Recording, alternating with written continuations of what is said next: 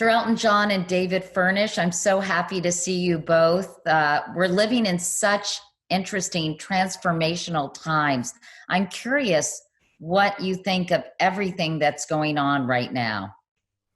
Oh, God, it's the most unusual time. I'm 73 years of age. I've never known anything like this before. I've lived through terrible times and unsettling times before, but nothing like this. First of all, with the virus, and then, of course, with the census killing that happened in Minneapolis. And, it's just amplified that the world has to change. It has to change the way it thinks about the planet. It has to change the way people think about Black lives.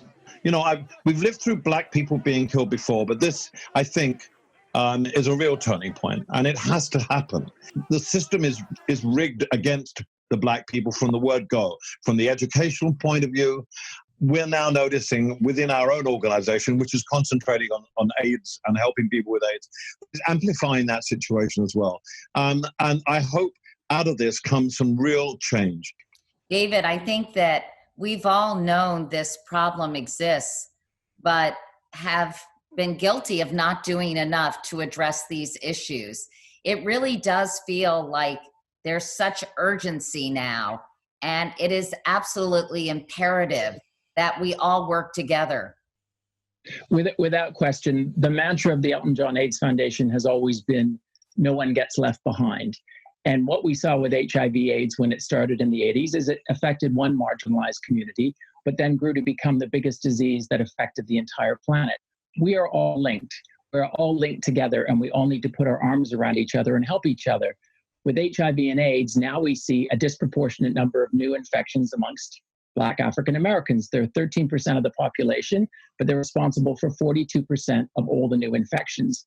And COVID has shone a light on that as well, because we've seen a disproportionately large number of African Americans affected by COVID as well. And it's the same socioeconomic problems that we face with HIV/AIDS that are coming to the forefront. And there's something that's very unfortunate about the world's most prosperous country, the world's richest country, and the fact that there isn't better access to affordable healthcare for all. It is an absolute fundamental human right, and we believe in that.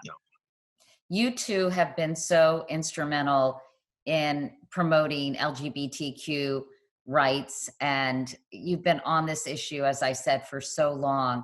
What has it meant to both of you to be such prominent symbols of this movement that has accomplished many things, but still has a ways to go?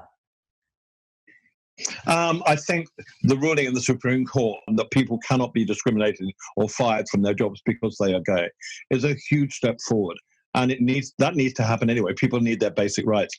But the transgender news is not so great.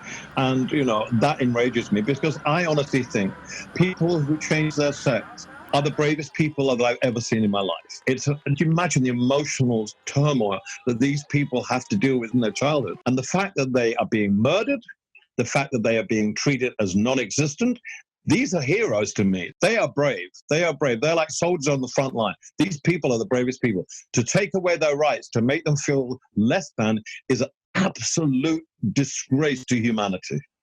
It sounds to me that you both have been very inspired and almost energized in a way by what we're witnessing happening not only in America, but around the world. It perhaps has taken a slightly different direction or a different emphasis right now in terms of HIV/AIDS. Is that accurate?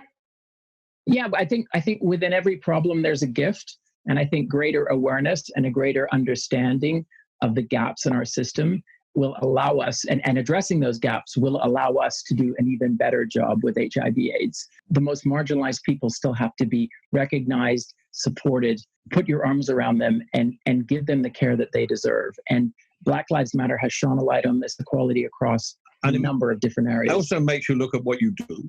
And we've always said, every time we have an event, every time we have a fundraiser, what can we do better? We've always looked at our organization. How can we make our organization more efficient, reach more people, be a better organization? Because times change, things change. You have to keep up with what's going on.